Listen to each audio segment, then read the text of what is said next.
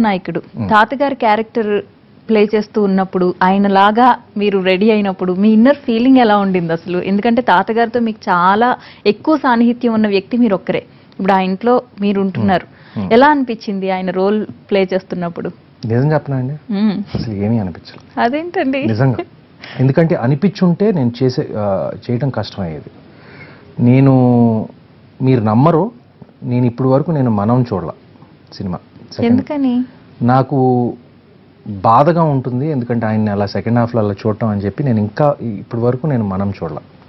First half చూశాను, second half చూడలేకపోయాను. నేను theatre నుంచి వచ్చేసాను నేను. ఓకే. ఎందుకంటే నాకు కొంచెం బాధ అనిపించింది, నాకు తెలుసు కనుక. అంటే ఆయన పరిస్థితి తెలుసు కనుక అప్పుడు ఆయన క్యాన్సర్తో లైక్ సఫరింగ్ కాబట్టి.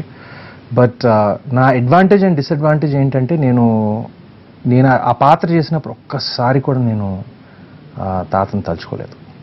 తలుచుకుంటే ప్రాబ్లం అయ్యేది. అంటే నేను కేవలం అదొక పాత్రలాగా చేశాను.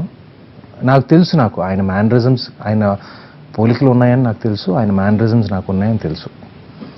దానికి మించి ఇమోషనల్గా నేను ట్రావెల్ అవ్వాల. ఇమోషనల్గా ట్రావెల్ అయితే చేయలేరు. సో నేను అది ఇమోషనల్ సైడ్ పూర్తిగా బ్లాక్ చేసేసుకున్నాను. అది నేను చేయగలను. అయితే ఆపర్చునిటీ ఫస్ట్ మీకు వచ్చినప్పుడు నాగేశ్వరరావు గారి పాత్ర మీరు పోషించాలి అన్నప్పుడు మీ ఫీలింగ్స్ ఏంటి? అంటే నేను సెట్ అవుతానా దానికి? నేను సెట్ అవుతాను అనుకున్నానండి, సందేహమే లేదు. అంటే అంటే చిన్న కాన్ఫిడెన్స్ ఉంది.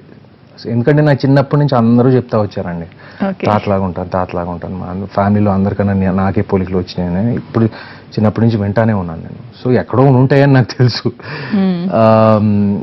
అప్పుడప్పుడు నాకు కూడా ఆశ్చర్యం వేస్తుంది, ఎందుకంటే ఎస్పెషలీ తాత చిన్నప్పుడు ఫోటోలు చూస్తే, లైక్ బాటసారి అప్పుడు ఫోటోలు మీసాలు తీసేసినప్పుడు కొన్ని 2 ఫోటోలు అలా పక్కన పెడితే నాకే అనిపిస్తుంది. ఇంకా నాకే అనిపిస్తే ఇంకా బయట వాళ్ళకి